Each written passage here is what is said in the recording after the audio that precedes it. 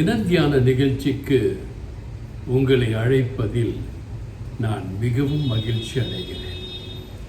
இன்று நாம் பார்க்க போகும் தேவ வசனம், ஆண்டவர் அவரோடு நாம் இருப்போமேயானால் நமக்கு தேவையான அனைத்து காரியங்களையும் ஆண்டவர் பார்த்து கொள்வார்.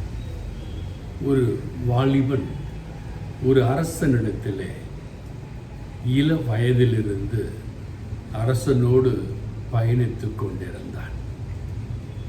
அவன் அரசனோடு இருக்கிறான் என்று அவனுக்கு எல்லாம் கொடுக்கப்பட்ட, வளர்ந்து பெரிய ஆளான பொழுது அவன் நினைத்தான், அரசனுக்கு ஒன்றும் தெரியாது, எல்லாம் எனக்கு தெரியும் என்று சற்று அகங்காரம் கொண்டதனால் அரசன் அவனை விலக்கிவிட்டான். விலக்கிவிட்ட பின்புதான் அவனுக்கு அவன் நிலை தெரிந்தது. இப்படியாகத்தான் வேதத்திலே பார்க்கும் பொழுது இன்றைய டெவில்ஸ், லூசிஃபர், இதை போன்ற டெவில்ஸ் எல்லாம் பார்த்தீங்கன்னா ஆண்டவரால் தள்ளப்பட்ட ஏஞ்சல்ஸ். அவங்க என்ன நினச்சாங்கன்னா, நாம் ஆண்டவரோடு இருக்கோம், ஆண்டவர் செய்கிறதெல்லாம் பார்க்குறோம், நாம் கூட அப்படி ஆயிடலான்ற ஒரு கர்வத்தினால் கீழே தள்ளப்பட்டார்கள். ஆம், எனக்கு பிரியமான என் அன்பு சகோதரனே, சகோதரியே, நீங்களும் நானும் கூட ஆண்டவரோடு ஐக்கியமாக முழுவதும் அர்ப்பணம் செய்து ஒரு வாழ்க்கை வாழ்வோமேயானால் ஆண்டவர் உங்களையும் என்னையும் பரிபூர்ணமாக பார்த்து கொள்வார் என்பதிலே மிகுந்த நம்பிக்கை உள்ளது. ஆபிரகாமை, யாக்கோபை, ஈசாக்கை, மோசேயை, தாவீதை எப்படிதான் ஆண்டவர் பார்த்துக்கிட்டே இருந்தார். தன்னுடைய சீடர்களை, தன்னை நம்பி வந்த மக்களை பசியோடு அனுப்பக்கூடாது என்று பல்வேறு அற்புதங்களை செய்து வயிற்றுக்கு உணவு கொடுத்து போஷித்து பாதுகாத்தார் தேவன். 2 கொரிந்தியர் இப்படியாக சொல்கிறது, ஆண்டவர் எந்த சூழ்நிலையிலும் எப்பொழுதும் தேவையானவற்றை உங்களுக்கு தருவார். ஏன்னா அவர் ஆண்டவர். எந்த சூழ்நிலை நீ இருந்தாலும், சிங்கத்தின் குகையில் இருந்தாலும், எரிகிற அக்கினியில் அவனை தூக்கி போட்டாலும், நீ ஓடிப்போய் ஆண்டவரே வேண்டான்னு கப்பலில் ஏறி போனாலும், உன்னை தூக்கி கடலில் போட்டாலும் மீனுக்கு கட்டளை இட்டு கரையில் கக்க வைப்பார். சூறை செடி நடுவில் நீ சோர்ந்து போய் படுத்திருந்தால் உனக்கு காகத்தை கொண்டு அப்பத்தை கொடுப்பார். வனாந்தரத்திலே சென்ற மக்கள் பசிக்கிறது என்று அழுத பொழுது மன்னாவை கொடுத்து போஷித்தார். கால் சுடுது என்று சொல்லி கஷ்டப்பட்ட பொழுது மேகஸ்தம்பங்களை அனுப்பி கொடையாக அந்த மக்களை மேகத்தின் நிழலிலே கொண்டு போனார். ராத்திரில் குளிர்துன்னு சொல்லி கதிரின பொழுது அக்கினி ஸ்தம்பத்தை வர வச்சு மக்களை பாதுகாத்தார். அதே தேவன் உங்களையும் என்னையும் பாதுகாக்க வல்லவராயிருக்கிறார். பிலிப்பியர் 4:19 பார்க்கும் பொழுது, தேவன் தம்முடைய ஐஸ்வர்யத்தின்படி உங்கள் குறைகளை நிறைவாக்குவார். தேவன் ஐஸ்வர்யர். உலகமெல்லாம் அவரது. உலகம் எல்லாமே அவருடைய ஆளுகைக்கு கீழே இருக்கிறது. நீங்களும் நானும் உண்மையாக தேவனாகிய கர்த்தர் இயேசு கிறிஸ்துவுக்கு கீழ்ப்படிந்து வாழ்க்கையிலே அவர் சொல்வதை போல நடப்போமேயானால் தேவன் அவருடைய ஐஸ்வர்யம், உங்கள் ஐஸ்வர்யம் கிடையாது. ஐஸ்வர்யம்லாம் இயேசுவின் மூலமாக கொடுக்கப்படுமேயானால் அது நிரந்தரமாக இருக்கும். சாத்தான் மூலமாக கொடுக்கும் ஐஸ்வர்யங்கள் நிரந்தரமாக இருக்காது.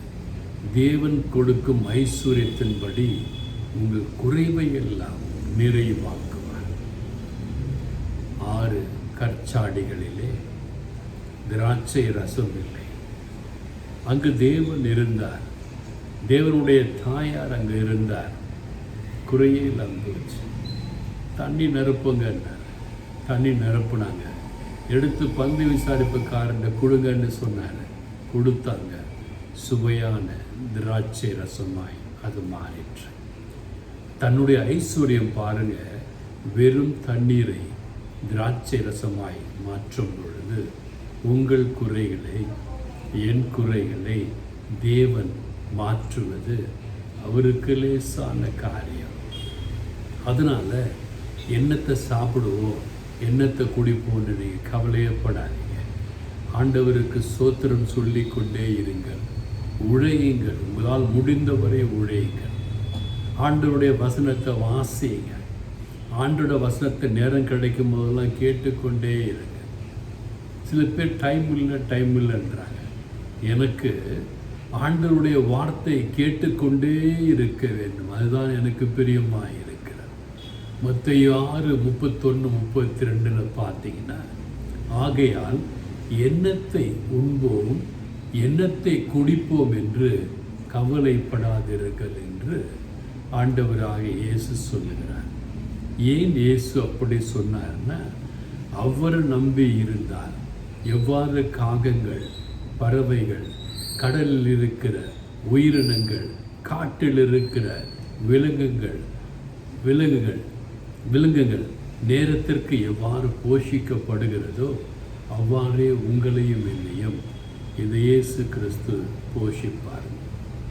2 பேதுரு 1:3 நாம் வாழ்வதற்கும் தேவனுக்கு சேவை செய்வதற்கும் தேவையான எல்லாவற்றையும் அவரது வல்லமை நமக்கு கொடுத்திருக்கிறது. நம்ம வாழ்வதற்கு நிறைய பணத்தை பெட்டி அடுக்கி தலைமுறை வச்சுக்கிறதுக்கு அல்லங்க, நீங்களும் நானும் வாழ்வதற்கு, தேவனுக்கு சேவை செய்வதற்கும், தேவனுக்கு சேவை செய்யணும். எப்படி சேவை செய்வது? தேவன் கொடுத்த கட்டளை, அவருடைய வார்த்தையை உலகெங்கும் அறிவிக்க வேண்டும். உங்களால் உலகெங்கும் அறிவிக்க முடியாது என்று தான் பக்கத்தில் இருக்கவங்க, அக்கம் பக்கத்தில் கூட வேலை செய்கிறவங்க எல்லாருக்கும் சுவிசேஷம் தெரியணும், அல்லது நீங்கள் சுவிசேஷமாய் வாழணும். 2ல் உங்களுக்கு எது ஈஸின்னு பாருங்கள். சுவிசேஷமாய் வாழ்வது மிகவும் கடினம். சுவிசேஷம் அறிவிப்பது பைபிள் படித்தா செய்யலாம். தேவனுக்கு சேவை செய்வதற்கும் தேவையான எல்லாவற்றையும் அவர் நமக்கு கொடுத்திருக்கிறார்.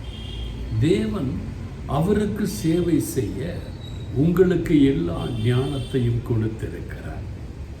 இந்த கேட்குற முக்கால்வாசி பேர் படிச்சிருக்கீங்க, 10th பாஸ் பண்ணிருக்கீங்க, 12th பாஸ் பண்ணிருக்கீங்க, டிகிரி, போஸ்ட் கிராஜுவேட், டாக்டரேட், இப்படி நிறைய படிச்சிருக்கிறீங்க.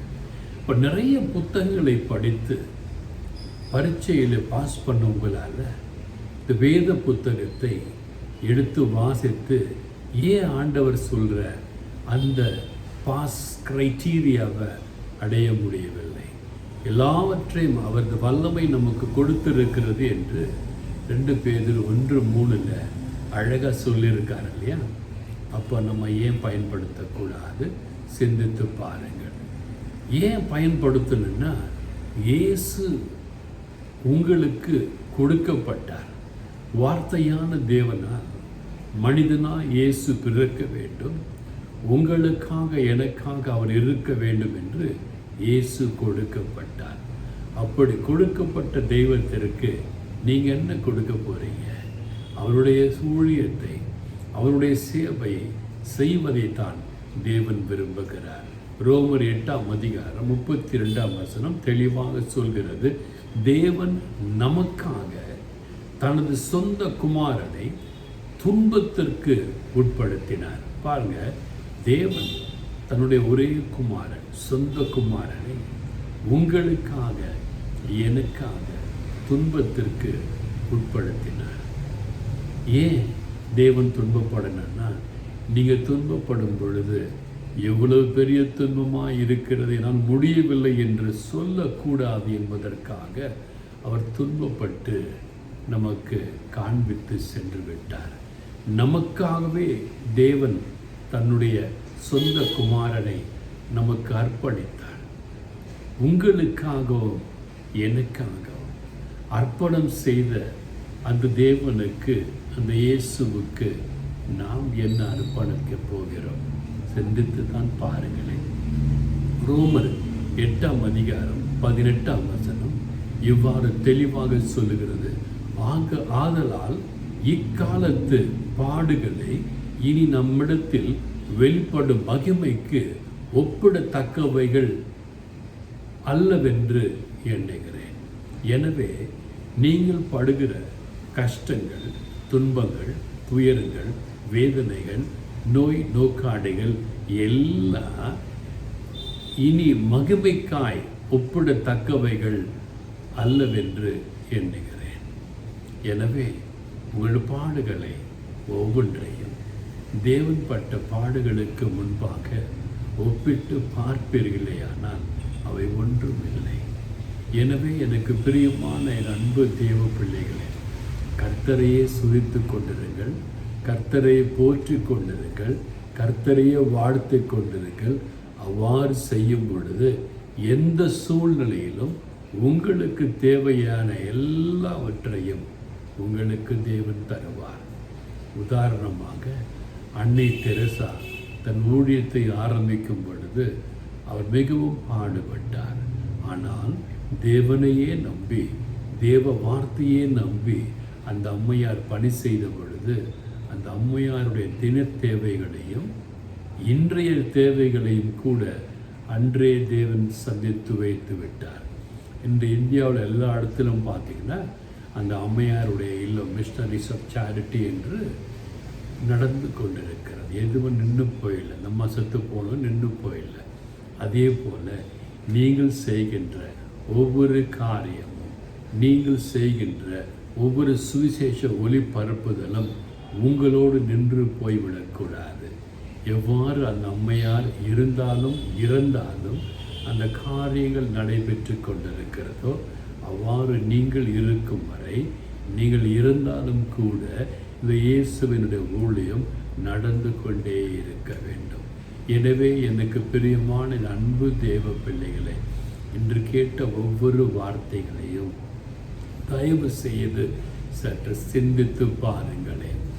ஆணி அடிக்கப்பட்ட கரங்களில் இருந்து வழிந்து ஓடின இரத்தம் உங்களுக்காக எனக்காக சிந்தப்பட்டது.